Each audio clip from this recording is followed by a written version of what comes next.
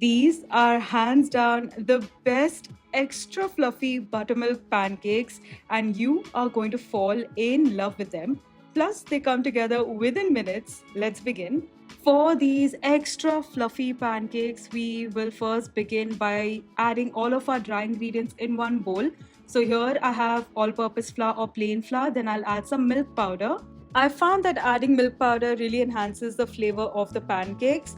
I'll also add a tablespoon of caster sugar. I don't want it to be very sweet because we'll be dousing it in some syrup later on. And here I have some baking powder, baking soda, and some salt. The baking soda will help neutralize the acidity in the buttermilk and the sour cream that we'll be adding in our wet ingredients. Sift your dry ingredients and then give it a good whisk so that everything is well combined. You want the baking powder and soda to be really well distributed throughout the dry ingredients. So once you've done that, you'll keep that aside, and now we'll start working on our wet ingredients. So in another bowl, I'll take some lukewarm milk, and to that I'll add some vinegar, giving me instant buttermilk. I'll give it a good stir, and I'll keep this aside for about 30 seconds. You'll start to notice that the milk solids begin to separate like this, and that is our instant buttermilk ready. It's very important that the milk is lukewarm and leaning towards room temperature when you add the vinegar. That looks perfect. Now into this, I am going to crack open an egg and then flavor it with some vanilla. I'll give it a good whisk, making sure that the egg has broken down and mixed really well with the instant buttermilk that we've prepared. And now I'll also add in some room temperature sour cream. This again is a dramatic flavor enhancer, and your pancakes will not only be incredibly pillowy, soft, and fluffy, but they will also be packed with flavor.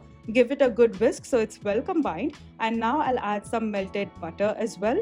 The melted butter has been cooled down slightly. You don't want it to be very hot or it can cook the eggs. So make sure that you melt the butter and then let it cool down. Now into this, you will dump in all of your dry ingredients that you sifted earlier, and using your whisk, you will only mix this through until it just comes together.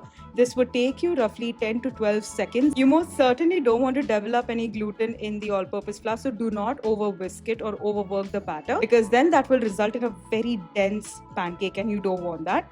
Now use your spatula, just mix everything one last time, and this is what the consistency of your pancake batter should look like. Now here I have a non-stick pan, and I will keep switching between low and medium-low heat depending on how hot the pan is getting. You don't want a very hot pan because that could brown the pancakes or burn them very quickly while still keeping the inside pretty raw, and you don't want that. So make sure the heat is on low to medium low. Add some butter, swirl it around or use a pastry brush. I'll then add 2 ladlefuls of this pancake batter, and on a low heat I'll cook it for about 3 minutes on one side. And I have fast forwarded this little bit so you can see how it expands as it cooks, and you start to see little bubbles appearing along the edges of the pancake.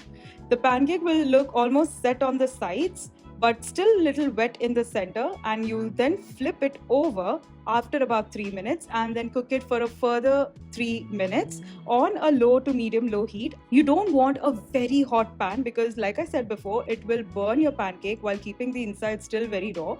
So make sure that the heat is on low or medium low and you keep adjusting accordingly. And once your pancake is ready, you will take it out of the pan and add a very small knob of butter and spread it out again using your pastry brush, and then add 2 ladlefuls of the pancake batter.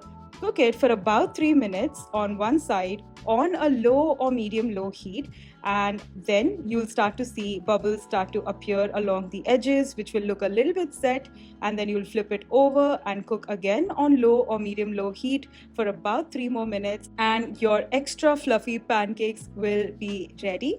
You get about 5 medium-sized pancakes from this recipe. Stack your pancakes high, add a pat of butter on your warm pancakes, pile on some berries on there, and then drizzle it generously with that maple syrup. Now the pancakes were really hot and the butter kept sliding, and I had to put it back in its place so that it doesn't fall off the pancake stack. And just look at how deliciously thick and fluffy these pancakes look. They are absolutely incredible, and these have become a staple in my home, and I make them almost every other weekend when I want a little treat for myself. It's absolutely indulgent, and I'm just going to give you a quick close up of how pillowy, soft, and fluffy these pancakes are.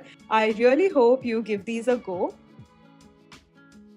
I also have this playlist of everyday simple cakes that I think you're really going to like. You should definitely check it out. It's on the screen now.